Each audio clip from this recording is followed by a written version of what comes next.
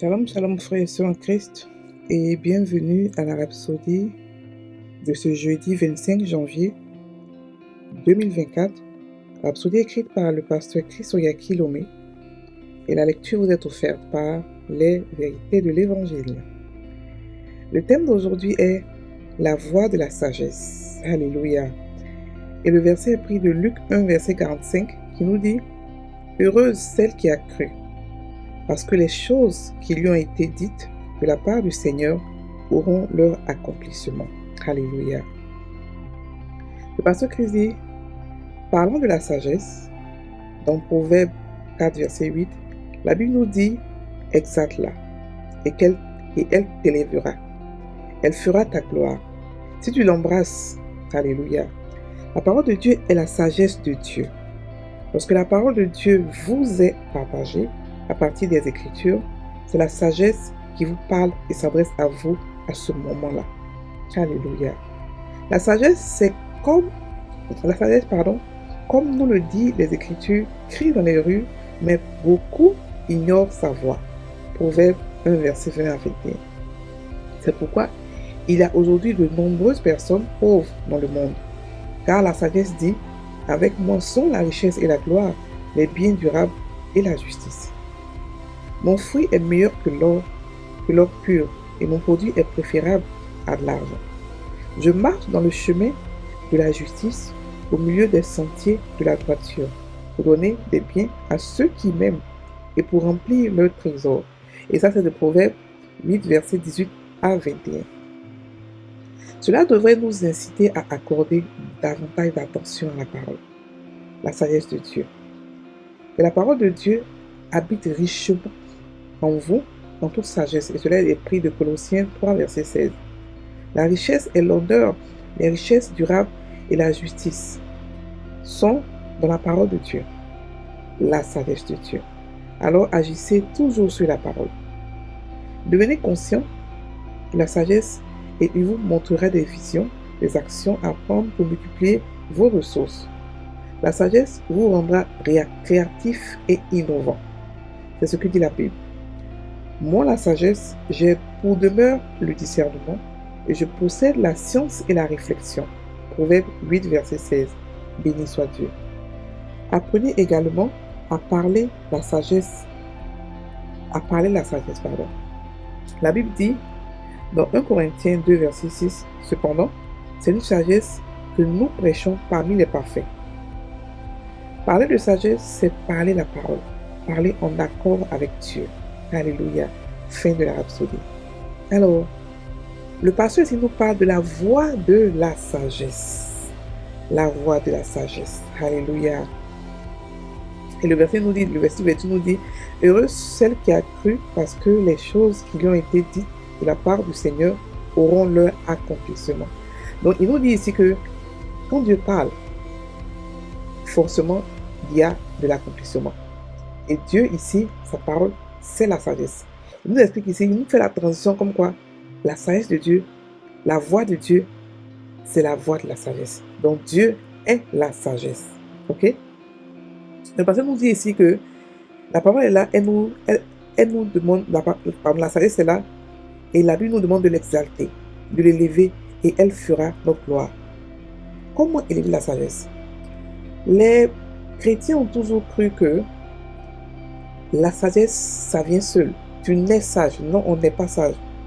On n'est pas sage. Lorsque Dieu a dit à Salomon que je te donne la sagesse, il lui dit, je te donne l'amour de la parole. La sagesse, c'est l'amour de la parole. C'est-à-dire que aimer les Écritures et devenir expert dans les Écritures.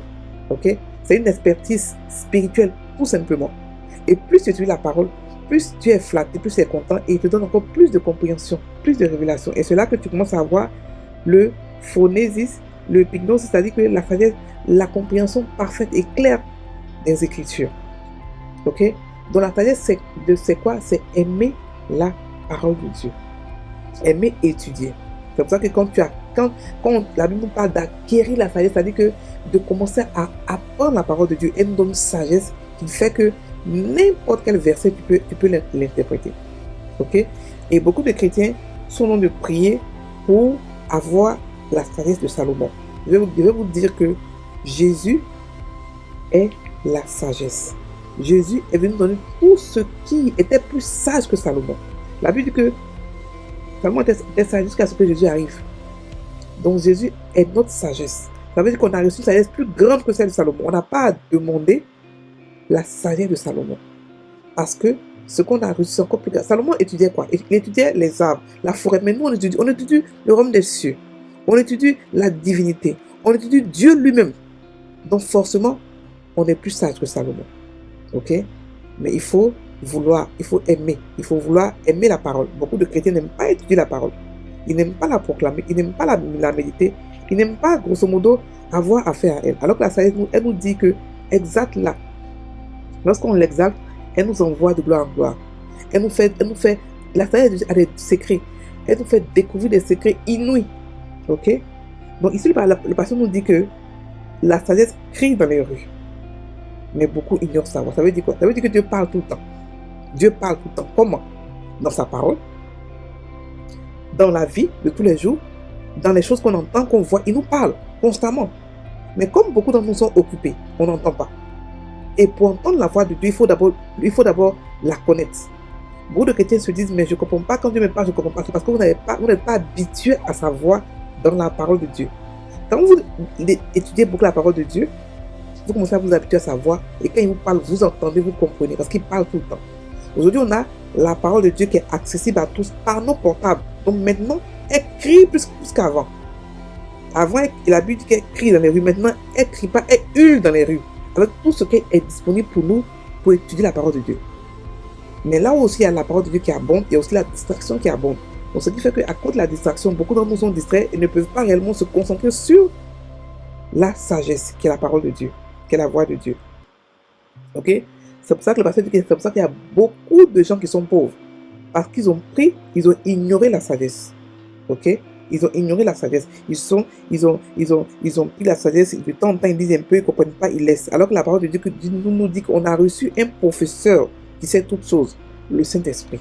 Sans lui, on ne pourra jamais comprendre la sagesse, on ne pourra jamais comprendre les Écritures. Et chaque fois qu'on étudie la Bible, il est là, nous aider.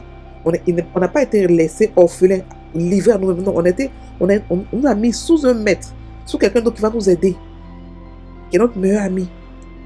Donc si vous ne lui posez pas la question, si vous ne lui parlez pas, il ne pourra pas vous répondre. Et sa voix est dans la parole de Dieu. La parole de Dieu le complète. Sans la parole de Dieu, vous ne pouvez pas comprendre lorsqu'il vous parle. Et il sera lui-même limité pour vous parler. Parce que ce qu'il veut vous dire, c'est de la parole. Et il vous ramène toujours dans la parole. C'est pour ça que Jésus a dit, il vous rappellera ce que je dis. Parce qu'il vous ramènera dans mes paroles, dans la parole de Jésus. Ok? Donc, la Bible nous dit que si nous voulons être heureux dans ce monde, parce que nous dit aujourd'hui, si nous voulons être un succès, nous devons comprendre, nous devons aimer la sagesse, nous devons l'exalter, nous devons aimer la parole de Dieu. La Bible nous dit quoi? Je souhaite que tu prospères à tous égards, comme prospère l'état de ton âme. Ça veut dire quoi? Ça veut dire que tu prospères de deux côtés. Le côté spirituel et le côté intellectuel ou financier, ou le côté éducation financière. C'est-à-dire que ta sagesse que tu vas avoir, il y a beaucoup de choses de ta sagesse. Tu auras une sagesse d'abord spirituelle, ensuite une sagesse financière. Ce qui veut dire, c'est comme ça que tu vas prospérer. Tu acquiers deux sagesses, tu acquiers deux expertises. Une expertise spirituelle et une expertise financière. Donc les deux, tu dois t'atteler à étudier. C'est pas quelque chose on n'est pas sage, on n'est pas expert en finance, on n'est pas expert en la Bible. On est pasteur, mais on apprend à le devenir. Ok? Dans la parole.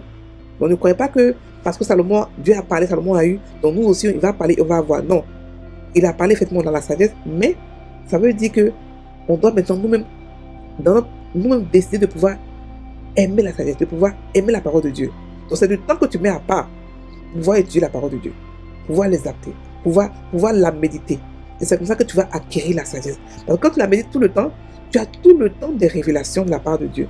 Et ça accroît ta sagesse. Et tu commences à voir maintenant le épignosis, qui est la sagesse parfaite, précise, la connaissance précise de Dieu, sans doute, voilà, sans confusion. Ok?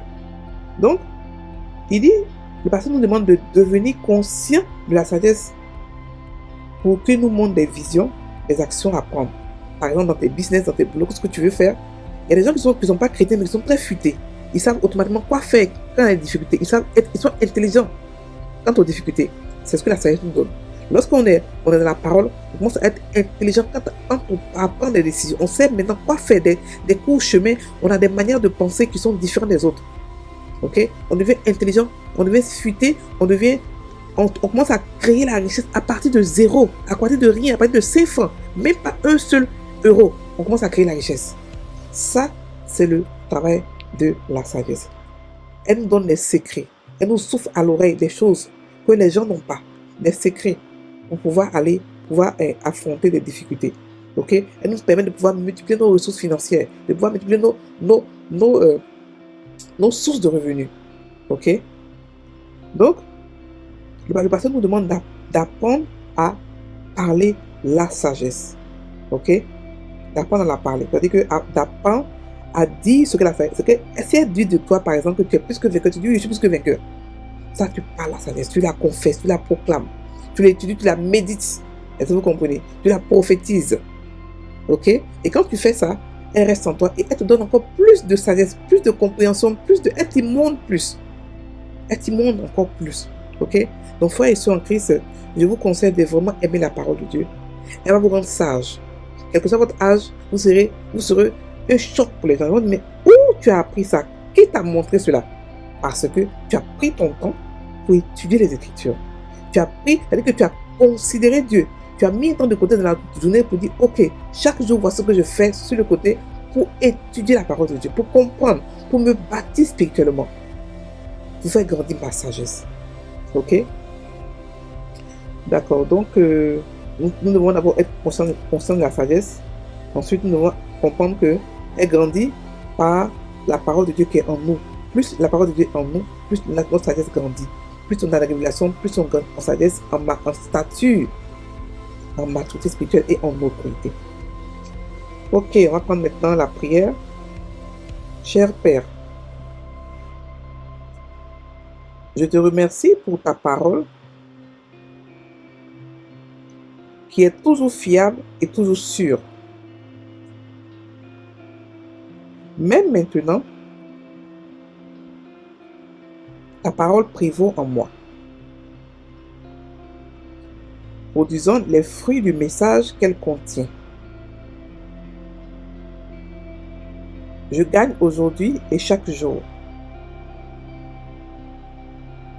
par ta sagesse et je vis toujours dans ta gloire.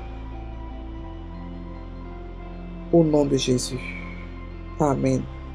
Frères et sœurs en Christ, passez une bonne journée. Soyez bénis.